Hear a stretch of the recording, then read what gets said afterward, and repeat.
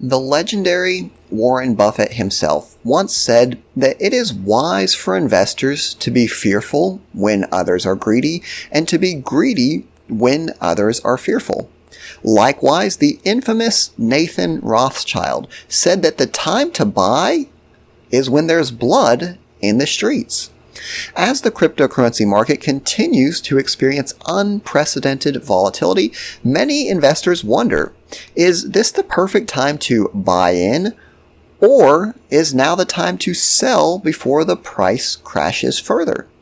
Although this is not a financial advice or a trading strategy video, the recent crash of the cryptocurrency market makes it a perfect time to discuss what contrarian investing is, as well as the significance of the fear and greed index and the relative strength indicators.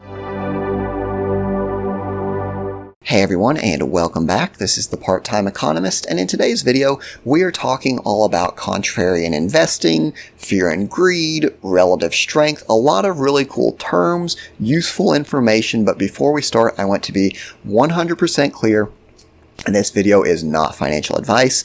I'm not telling you Bitcoin will go up, it will go down. I'm simply trying to explain what some of these theories of investing are and how these indicators are used from an objective standpoint without kind of putting my own spin on it or even telling you that these are good indicators for you personally to use. This is strictly an education video so you can understand more about how things work.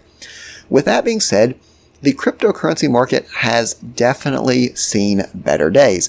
I know personally that my assets used to be worth a whole lot more, and not only that, but the amount of crypto that I've earned from blogging or doing articles about crypto has fallen considerably. So it is very dark times in the crypto market indeed. And it's in times like these that a particular theory of investing known as contrarian investing comes into play.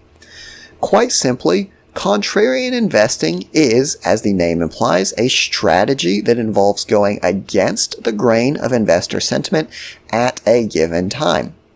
The principles behind contrarian investing can be applied to an individual stock, an industry as a whole, or even entire markets. And that definition was brought to you by Investopedia and their amazing articles. So, with that being said, contrarian investing essentially says when everyone else is selling, when everyone else is panicking, it's going to push the price down below the true value. And again, keep in mind, whatever the true quote value of a stock or crypto is going to depend on what the specific investor thinks, right? So the idea is that people are selling below the true value. You buy it when the price is low. You sell it when the price recovers. But how do you actually know if something is oversold or if it's overbought?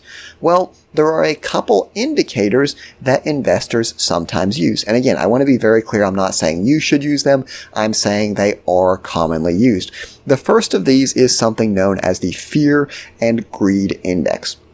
What this index does is it essentially compares, is the market fearful about the future or are they greedy? And the idea behind this is that when people are fearful, again, they're going to say, hey, I just want out of this market. Get me out. Take my cash. I don't care if I'm paying pennies on the dollar, right? So the idea is that if you can come in as an investor when the market is fearful, people are selling below the, and again, in quotes, true price of an asset. So you believe a coin is worth $50. The market is extremely fearful, so you can pick it up for $10. Well, as the market recovers, then hopefully the price of your asset will as well. On the flip side, when the market is extremely greedy, you're looking at these projects and you're saying, I think this might be worth like $50, but people are paying $200 for this. Again, people are just throwing their money at the market. And the implication here is that this bullish exuberance can't last forever. And at some point, that price is going to revert back down to whatever, again, the in quotations true price is. And we can actually look at a great example of this with a graph from Cointree, which shows historic fear and greed index points within the crypto market. We can see during 2020, kind of the peak of the illness that shall not be mentioned, it was very low. People were extremely fearful about crypto, but going into 2020, the bull market, the fear and greed index climbed to where it was very, very greedy. And again, I want to be clear, we're not talking greed as in, like one of the sins or something like that, like a moral judgment. We're talking about greed as in people just throwing money into the market. Now, the fear and greed index is something that contrarian investors will look at, but there's another indicator that they will also use, and this is RSI, which stands for Relative Strength Indicator. This essentially looks at the current price of a stock, an investment, the market as a whole, a crypto, whatever, some financial asset, and it compares the current price to previous values. And again, I don't want to get too much into how it's computed, anything like that, but basically we look at the current price and then we look back over time. If the RSI is above 70, we typically see that as it being a little bit over strength, right?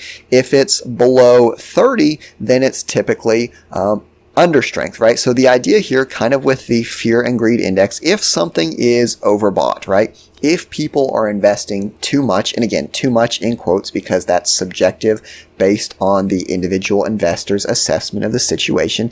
If it is overbought, then at some point we think it's going to come back down to its, quote, true price. If it's oversold, again, what are we doing? We're saying, hey, it's oversold, let's buy it now, because at some point it's going to go up to its true price. So again, let me just show you an example of this. I'm going to pull up a chart here.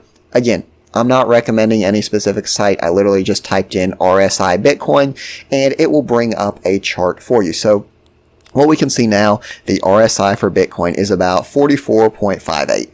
Again, it's between 70 and 30. It's a little bit below 50, but from our perspective, we wouldn't say, oh, it's overbought, it's oversold. I want to show you something very important, though, about the RSI. The RSI value that you get will not be something that is objectively a definitive guide, right? Just because something is below 30 doesn't mean that you should immediately buy, right?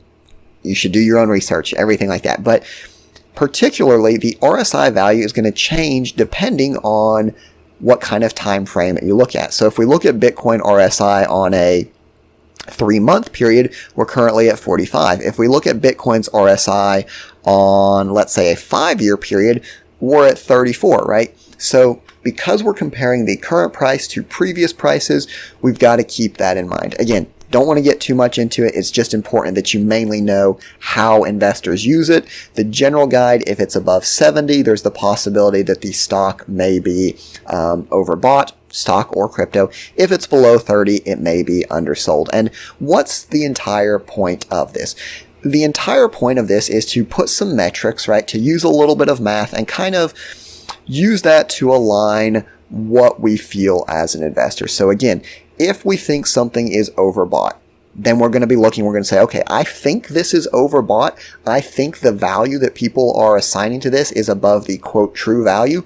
What we would do as an investor, we would look at the fear and greed index. If we see that the market is extremely greedy, we also see that the RSI is way above 70, then that might help us to confirm what we were thinking. On the flip side, if we think, hey, this thing is totally overbought, it's garbage, but we look at the fear and greed index and fear is very high. The market is extremely fearful and the RSI is below 30. We might want to reevaluate and say, okay, I think this is overbought, but all these indicators are saying that maybe that's not the case. And again, I'm not saying you should trust the indicators. I'm just explaining how they're used and how they give additional insight to your decisions. So as always, I'd like to thank you for watching the video. I hope you got something out of it, and I'll see you next time.